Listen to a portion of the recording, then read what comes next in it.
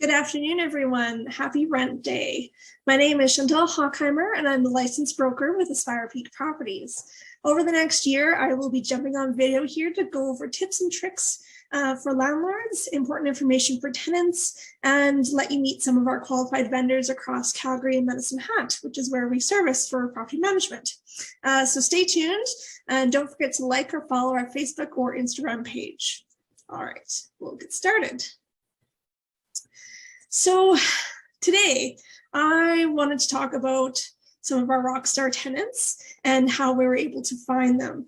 It seems every month I get reminded just how great some of our tenants are, whether that's from paying rent early, paying 2 months of rent early, letting us know ahead of time if they're going to be late on rent by a couple days, and then even down to notifications from tenants saying, hey, we fixed this small thing, just want to give you a heads up kind of thing.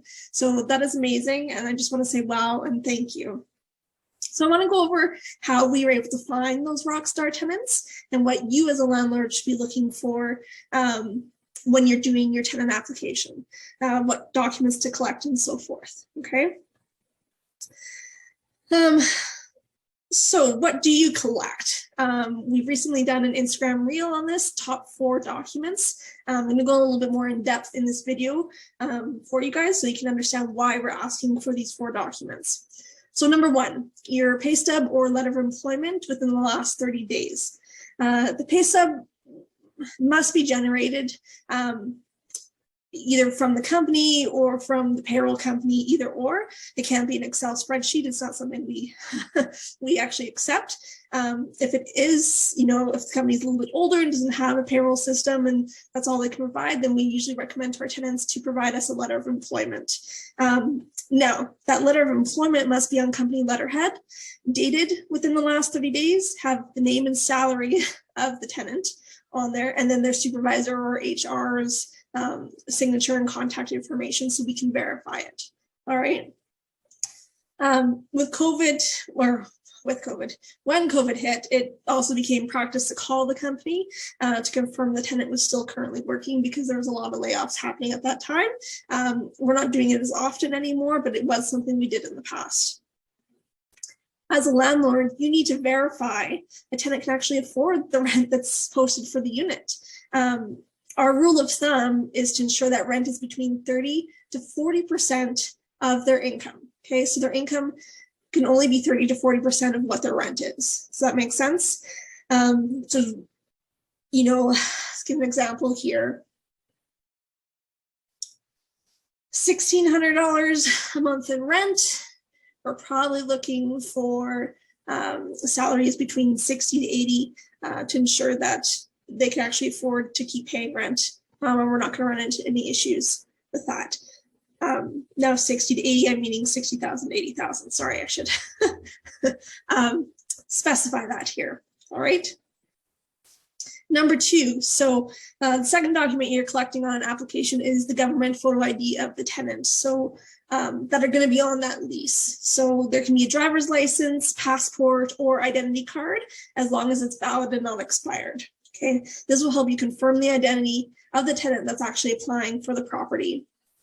This is also used to pull a tenant's credit history and collection history, as well as any other kind of verification financially wise to make sure there's no debt outstanding that's going to affect having to pay rent in the future. Right?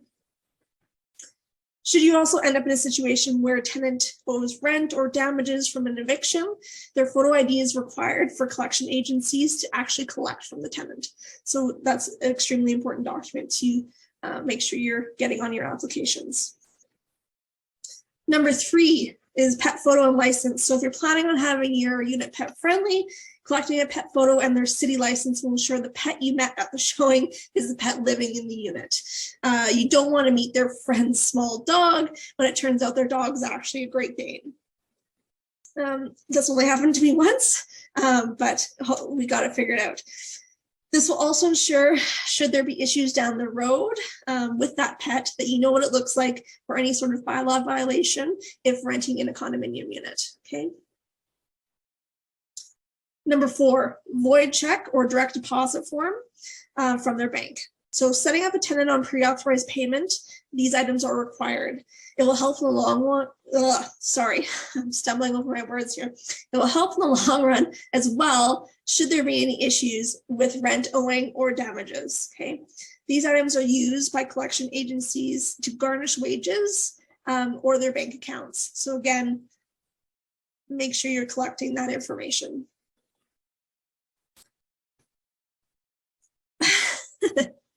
So what if a tenant is self-employed?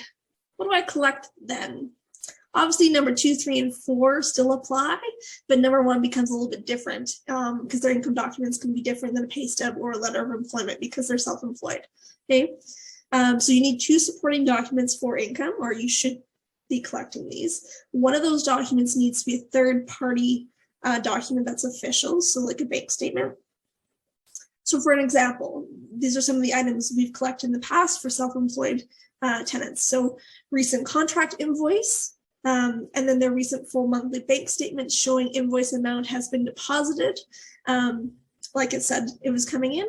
Again, you need to be looking and see if that amount for that invoice is actually going to offset their income for rent. Employment/contractor agreement. So a self-employed tenant can also have what's called a contractor agreement, where they are technically hired by an overseeing company, but they're a third-party contractor, so they're responsible for their income, GST taxes, all that other stuff. So that agreement, plus a recent full monthly bank statement showing the agreed upon amount has been deposited each month. The third thing would be recent full monthly bank statement plus their last year's tax statement showing annual income. So their notice of assessment or their full tax document, whichever they feel comfortable sending to you. Notice of assessment is fine for us as long as it's coming again from the CRA website. So yeah, those are those documents that you should be collecting or looking at. I hope you found that this is helpful. And of course, if it seems overwhelming and you're just not interested in trying to remember it all, we would be more than happy to help rent out your property. You can get a hold of us by booking an appointment on our website under the contact tab at www.aspirepeakproperties.com. And yeah, we hope to hear from you soon. So have a great day and stay tuned for the rest of the tips and tricks. Bye.